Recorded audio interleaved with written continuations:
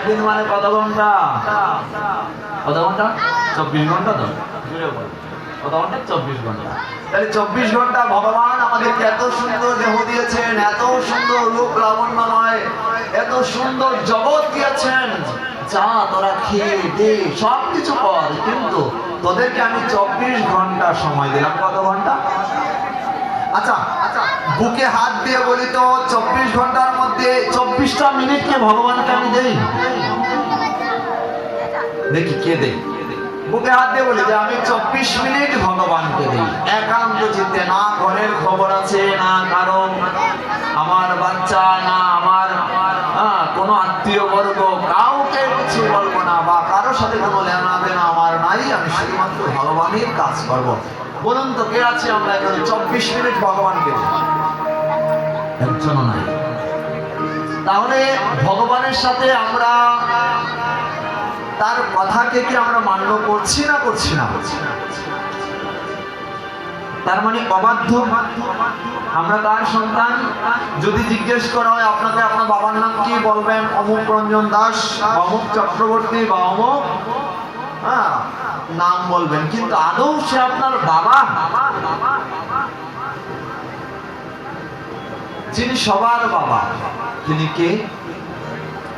তিনি হচ্ছেন পরমেশ্বর ভগবান শ্রী গোবিন্দ। ভগবান শ্রীকৃষ্ণ সবার পিতা, সবার ঈশ্বর, সবার শ্রী গুরুদেব, তিনি একমাত্র। তাহলে নিজেকে প্রশ্ন করি, তাহলে তার সাথে কি আমি সিটারি করছি না? তার সাথে কি 2 নম্বরই করছি না? আমায় তিনি সুযোগ দিয়েছেন 24 ঘন্টা ভজন করার জন্য। যা মাতৃগর্ভে আমি কাতরাচ্ছি, মা কাতরাচ্ছে, আমি নিজে মায়ের গর্ভে থেকে ছটফট করছি। 7 মাসের সময় মায়ের সাথে, এই সন্তানের সাথে মাতৃগর্ভে ভগবানের সাথে দর্শন হয়। এই জন্যই 7 ভক্ষণ, ওই সময় বাচ্চার স্মৃতি শক্তি এবং শ্রুতি শক্তি জাগ্রত হয়। ধ্যান দিয়ে শুনতে হবে কথাগুলো।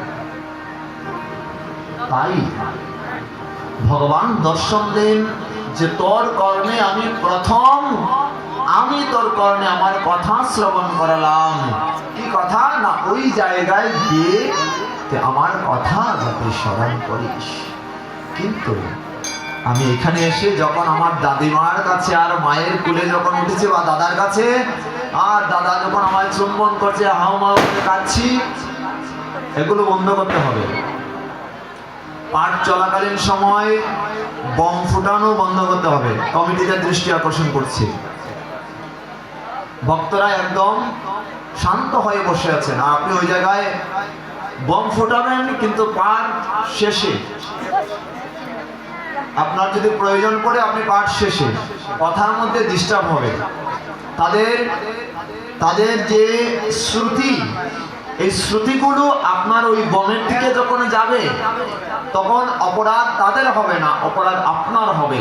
সবার অপরাধ আপনার ঘাড়ে আপনি পড়েন, এবং কিছুদিনের মধ্যেই আপনার সমস্যা সৃষ্টি হবে, শরীরের মধ্যে ব্যাধি সৃষ্টি হবে। মাকে কিভাবে আরাধনা করতে হয় আজকে সেই কথা জানবো, কিন্তু তার আগে এই মাকে যিনি